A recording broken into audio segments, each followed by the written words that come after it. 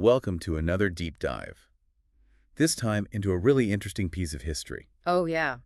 It's a book called Private Sex Advice to Women, Okay. published in 1917 by a Dr. R.B. Armitage. Wow, that's going back a bit. It is, and it's going to give us a window into how people back then thought about sex and marriage and childbirth, things that are very different today. I bet. I mean, just the fact that it's kind of private sex advice, I'm curious what was so private about it back then. What couldn't be talked about openly? Exactly. That's what we're going to get into looking at this primary source. Right, from the horse's mouth, as they say. Exactly. Hearing Dr. Armitage's unfiltered advice to see how these ideas have evolved. Or maybe, in some cases, completely debunked since then. Oh, for sure. We're going to cover everything from the anatomical knowledge back then. Which I imagine was pretty different. Oh, it was, to the advice given to women about sex and pregnancy. Ooh, that's always a fascinating topic. Yeah. And we'll also touch upon some sensitive topics like eugenics and birth control. Which were big things back then. They were very much part of the mainstream discussion. It's almost like we're time travelers peeking into people's minds over a century ago. It is. And by looking at what they believed, it helps us understand our own views. How they've been shaped by history. Exactly. By history and social change. So get ready, because some of this might sound pretty shocking to modern ears. Oh, I'm sure. But that's what makes this so valuable. It's a challenge to confront those differences. Yeah. To see how far we've come. And maybe see how some of those old anxieties, even if transformed, are still with us today. Right. Maybe some things haven't changed that much. Well, let's start at the beginning. This book kicks off with a very detailed description of female anatomy. Really? Yeah, using terms like mons veneris and labia majora, labia minora. Those sound almost familiar. They do, right. But they had a different weight back then. That sounds almost clinical, like a medical textbook. It is, and that's a key point. Back then, women were often denied even basic info about their own bodies. You're kidding. So for Dr. Armitage to include all this detail, well, that was progressive for his time. It's like he believed women should be educated. Right, about their own physiology. It's interesting. It's like he's giving women knowledge, but as we'll see, he also promotes ideas like eugenics. Which is obviously completely unacceptable today. Exactly. It shows how progress isn't always a straight line. What else does he cover in this anatomy section? Well, he talks openly about menstruation and ovulation. Really? That was Yeah. taboo back then, wasn't it? Very much so. These were topics shrouded in mystery. So his willingness to address them head on, well, that shows he was trying to empower women. In his own way, at least. Yeah, within the boundaries of 1917 morality. It makes you wonder how women back then felt reading this. Liberated. Shocked. Right. It's hard to imagine. But one thing's for sure, it challenges this idea that women were just passively receiving information. It gave him a way to engage with their bodies. With sexuality, too. Even within those boundaries we talked about. So we've got this tension between giving women knowledge and, well, controlling the narrative. Absolutely. And I bet that's going to come up again. Oh, it definitely does, especially when we get to Dr. Armitage's advice on pregnancy. Okay, let's dive in. All right, so some of his pregnancy advice is surprisingly modern. Like, he really emphasizes seeing a doctor early on. That wasn't common back then. Not really, no. He also gives tips on diet and exercise during pregnancy. Which I guess makes sense. Doctors always have advice on those things. Yeah. But what about sex during pregnancy? Did they even talk about that back then? Oh, yeah, he goes there. And this is where things get interesting. So he suggests moderation in the first few months, then less frequent sex in the later months. Okay. And ideally, none at all in the final stages. Wow. That's pretty specific. But I bet he knew couples weren't going to completely abstain. He acknowledges that. It's like he's trying to balance what he thinks is ideal with, actual human behavior. He was walking a tightrope between medical advice and social expectations. What other pregnancy stuff does he cover? Oh, you name it. Morning sickness, cravings, even dental care. Wow, so it wasn't just the physical stuff. He addressed the emotional and practical challenges, too. He was trying to create a guide for women, through the lens of 1917, of course. Which brings us to what I'm sure is a controversial chapter. Oh, yeah, eugenics. Yeah, that's a tough one. It is. And this is where the historical context is so important. So Dr. Armitage, like many at that time, believed in this idea, now debunked, of controlling heredity. Right, to produce better offspring. Yeah, the so-called better offspring. So he thought you could inherit not just physical traits, but tendencies toward, like, alcoholism, dishonesty. And it's unsettling to read, but it reflects the anxieties of that time, There's a period of huge change, right? social and technological. And eugenics, unfortunately, seemed to provide a scientific answer. Even though it had awful consequences. It did. It's a reminder that even science can be twisted to justify really bad things, which makes his advice about choosing mates with good family histories, Oh, wow, yeah. it makes it even more disturbing. It's a good reminder to be critical of everything, even things that seem scientific. Absolutely. But to be fair, these were mainstream beliefs back then. Dr. Armitage wasn't alone in this. True. So it really highlights how far we've come since then. It does. So here we have this doctor who is both promoting women's knowledge and these ideas we now see as deeply flawed. It is a strange contradiction, isn't it? It is. And it shows just how complex social change really is. It's messy. You know, even people with progressive ideas can be held back by the limitations of their time. That's a great point. And we'll be back after a short break to explore these complexities even further. So before the break, we were talking about how this book has this strange mix of, progressive ideas and then some, well, less progressive ones. Right. Some stuff that's just straight up wrong by today's standards. Exactly. And that tension becomes even more clear when we get to Dr. Armitage's thoughts on birth control. Yeah, that's a big one. You mentioned earlier that he's actually for birth control, which seems pretty wild for 1917. Yeah, it was a very different time, a lot of social and religious opposition to it back then. But we have to remember the context. Oh, absolutely. So back in 1917, abortion was illegal. Of course. And incredibly dangerous. Dr. Armitage, as a doctor, he would have seen firsthand what happened when women resorted to these back alley procedures. Awful. It was. So for him, advocating for birth control, it was about protecting women. Making sure they had other options. Exactly. He saw it as a way to prevent these desperate and often fatal measures. That makes sense looking at it from that perspective. And his book, it really emphasizes responsible parenthood. Choosing when to have kids. Yeah, making it a deliberate choice, not something that just happens. That's pretty aligned with modern family planning. It is, in a way, but even just talking about birth control was controversial. I can imagine. People saw it as immoral, a threat to the natural order, all that. But Dr. Armitage, he actually argues that birth control can make marriages stronger. Really?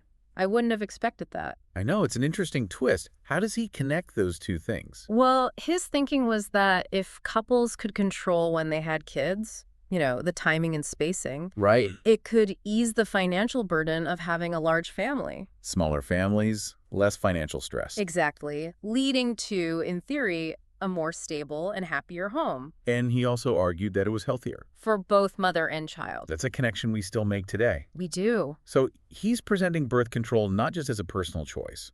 But as something that benefits society. Smaller families lead to healthier families, which leads to a stronger society overall. Exactly. And he even suggests that birth control could help reduce things like poverty and prostitution. Which, back then, were often linked to unwanted pregnancies. Right. It's fascinating. He's connecting all these different ideas. Women's health, economics, social reform. It really is a different argument than we hear today. It is, and it highlights how these conversations have changed over time. We might not agree with all his reasoning, but for 1917, it was pretty groundbreaking. Definitely ahead of his time. Oh. Makes you wonder what you think of today's options, right? Oh, for sure. Yeah. But before we go there, you mentioned earlier that this book explores alternative views on sex. Yes. Beyond just procreation. What did you mean by that? So, tucked in this medical advice book are these glimpses into different schools of thought Okay. about sex and continence. Ideas that challenge this traditional view that sex was only for having children. Interesting. And they explored the idea of intimacy and connection beyond the physical. That's pretty forward-thinking for the Victorian era. It was. So one concept he talks about is male continence. Male continence. Yeah, advocated by a guy named John Humphrey Noyes. Okay. Now, Noyes believed sex should be for procreation only, but he wasn't for complete abstinence. Right. Instead, he came up with this method where men could be intimate but not ejaculate. So like intercourse, but without the aim of getting pregnant. Exactly, trying to find that middle ground. And he claimed this was actually practiced successfully. In his own community. Yeah, the Oneida community, Oh, yeah. leading to greater self-control, stronger relationships, all that. It's certainly a unique approach. But Dr. Armitage doesn't stop there, does he? Nope.